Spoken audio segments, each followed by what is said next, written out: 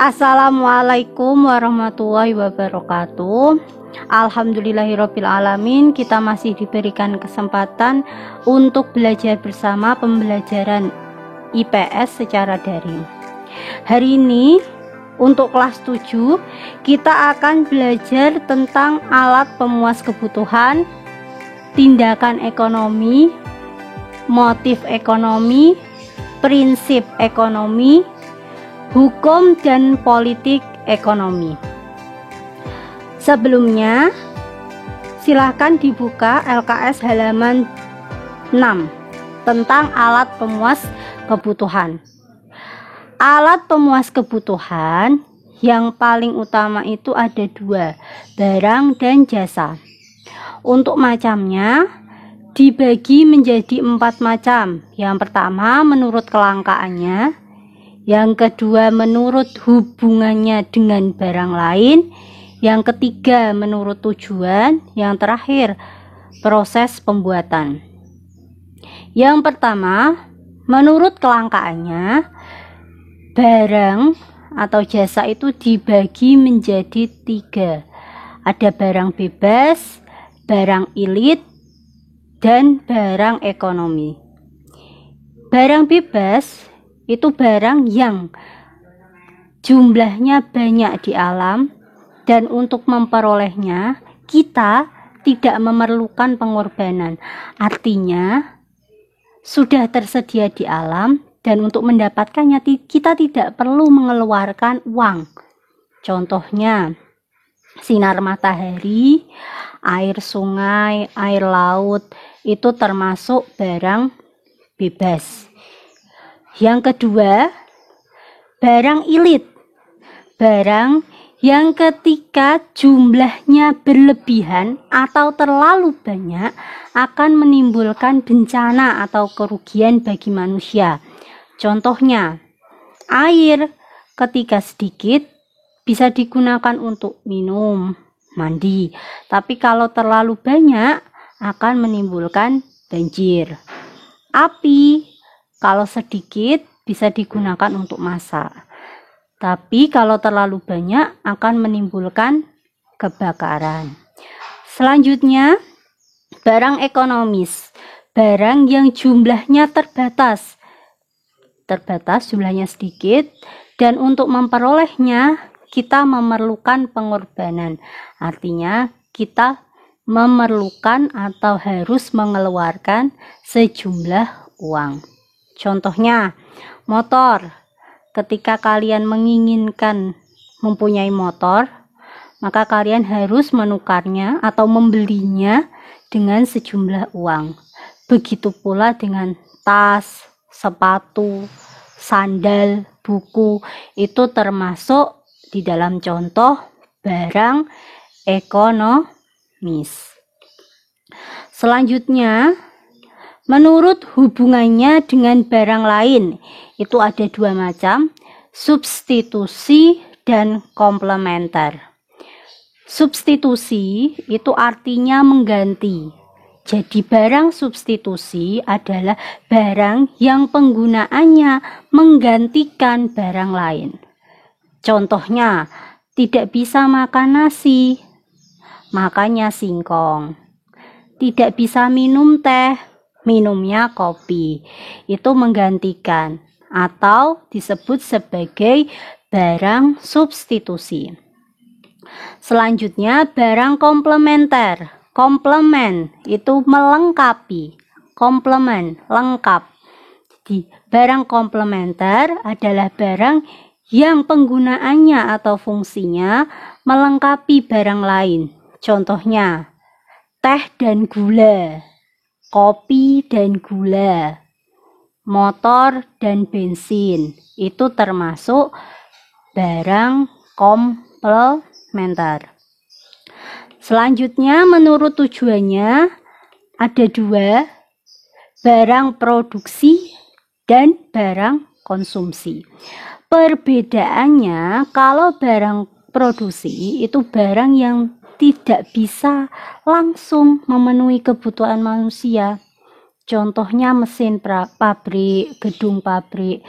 Kalau barang konsumsi itu barang yang bisa langsung memenuhi kebutuhan manusia. Jadi sudah ada, bisa langsung digunakan.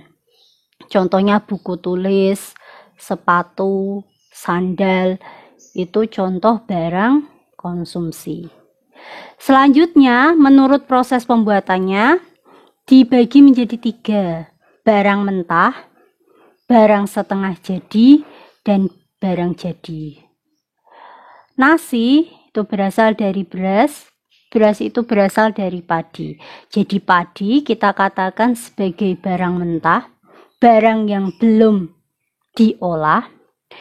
Beras itu barang setengah jadi, sudah melalui proses, tapi harus dijadikan menjadi bahan yang siap untuk digunakan manusia. Kalau nasi kita sebut sebagai barang jadi, barang yang siap untuk digunakan atau dikonsumsi manusia. Itu alat pemuas kebutuhan. Selanjutnya, tindakan ekonomi. Apa itu tindakan ekonomi? Tindakan itu berarti perilaku, kegiatan. Seluruh kegiatan manusia untuk memenuhi kebutuhan sehari-hari atau kebutuhan hidupnya kita sebut sebagai tindakan ekonomi. Untuk jenisnya atau macamnya kita bagi menjadi beberapa. Di LKS bisa kalian buka halaman 8. Untuk yang pertama menurut pelakunya. Pelaku itu orang. Kalau menurut pelakunya itu dibagi menjadi 3. Keluarga, perusahaan, dan pemerintahan. Keluarga kita sebagai bagian kecil dari kehidupan, yaitu keluarga, itu melakukan kegiatan ekonomi. Banyak yang kita lakukan seperti menanak nasi, menggoreng ikan, membeli buku. Itu termasuk dalam kegiatan ekonomi atau tindakan ekonomi keluarga. Yang kedua, perusahaan. Perusahaan juga melakukan kegiatan atau tindakan ekonomi seperti membeli bahan baku, membayar karyawan, itu termasuk di dalam tindakan ekonomi perusahaan. Yang ketiga, pemerintah. Pemerintah juga melakukan kegiatan ekonomi atau tindakan ekonomi seperti membayar gaji PNS, memberikan subsidi, memberikan bantuan. Itu termasuk kegiatan ekonomi yang dilakukan oleh pemerintah. Yang ketiga, menurut sifatnya, tindakan ekonomi itu dibagi menjadi 2, rasional dan irrasional. Rasional itu berarti tindakan yang kita pilih adalah tindakan yang paling menguntungkan. Contohnya, ketika kita memilih antara membeli baju yang sudah jadi atau menjahitkan sendiri, kita akan memilih yang membeli baju, karena membeli baju itu lebih murah daripada kita menjahitkan sendiri. Kenapa? Karena ketika menjahitkan sendiri, ketika membeli kain, harganya itu sudah mahal. Jahit itu juga mahal. Jadi lebih menguntungkan yang membeli baju langsung jadi. Yang kedua, irrasional. Tindakan yang kita pilih itu menurut kita itu menguntungkan, padahal tidak. Berarti salah, kita pemikirannya salah. Kalau tadi berarti kita mikirnya lebih murah buat baju sendiri. Kalau kita pilih membuat baju sendiri, itu namanya tindakan irrasional. Tapi kalau kita memilih membeli baju yang langsung jadi, itu kita sebut sebagai tindakan rasional. Selanjutnya motif. Motif itu dorongan atau sebab, alasan mengapa kita melakukan suatu tindakan atau kegiatan ekonomi. Ada beberapa motif di LKS kalian, ada 5 ya. Yang pertama, memenuhi kebutuhan. Contohnya apa? Bekerja. orang tua kalian bekerja itu untuk memenuhi kebutuhan hidup sehari-hari. Itu namanya motif untuk memenuhi kebutuhan hidup. Yang kedua, menolong sesama atau sosial. Contohnya, kalian melakukan sedekah setiap hari apa? Itu namanya motif menolong sesama. Yang ketiga, memperoleh penghargaan. Kalian belajar rajin agar bisa ikut olimpiade IPA, olimpiade matematika. Kemudian nanti ketika memperoleh juara kalian akan mendapatkan penghargaan. Itu namanya motif untuk memperoleh penghargaan. Yang keempat, memperoleh kekuasaan. Contohnya meningkatkan kualitas, membangun cabang usaha kalian sing asale ning Kudus tok dikembangke di Demak, di Jepara. Itu namanya motif untuk memperoleh kekuasaan. Karena sudah menguasai pasar, dialah yang berkuasa di pasar itu. Itu namanya memperoleh kekuasaan. Yang terakhir, mencari laba. Contohnya, jika kalian seorang pedagang, pasti akan mengemas barang dagangan dengan baik, melakukan pelayanan dengan baik. Hal itu dilakukan untuk memperoleh laba sebanyak-banyaknya. Laba itu keuntungan. Selanjutnya, prinsip ekonomi. Prinsip itu usaha untuk mendapatkan hasil yang banyak dengan pengorbanan atau pengeluaran yang sedikit.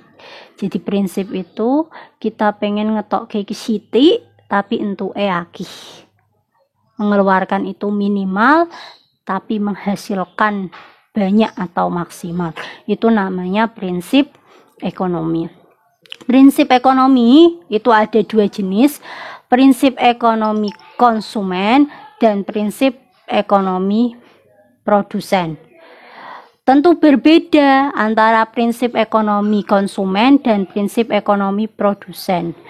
Bedanya apa? Kalau prinsip ekonomi konsumen, jika kita sebagai seorang pembeli, pasti kita menginginkan barang yang murah daripada barang yang mahal.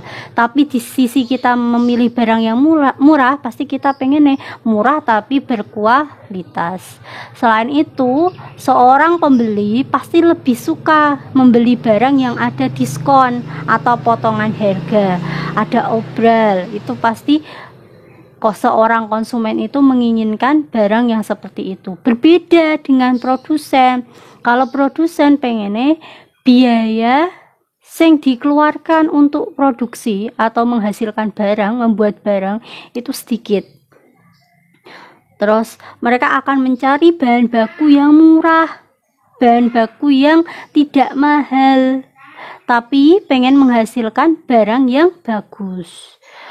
Cari tenaga kerja juga seperti itu, cari tenaga kerja yang mau dibayar murah, tapi mereka tenaga kerja yang terampil. Itu namanya prinsip ekonomi produsen. Selanjutnya, hukum ekonomi dan politik ekonomi. Perbedaannya apa? Kalau hukum itu aturannya, kalau politik itu kebijakan.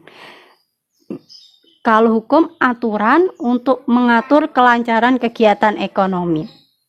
Tapi kalau politik itu kebijakan yang diterapkan pemerintah untuk kemakmuran rakyat dalam mengatur perekonomian suatu negara. Di negara kita ada 3 contoh politik ekonomi yang digunakan.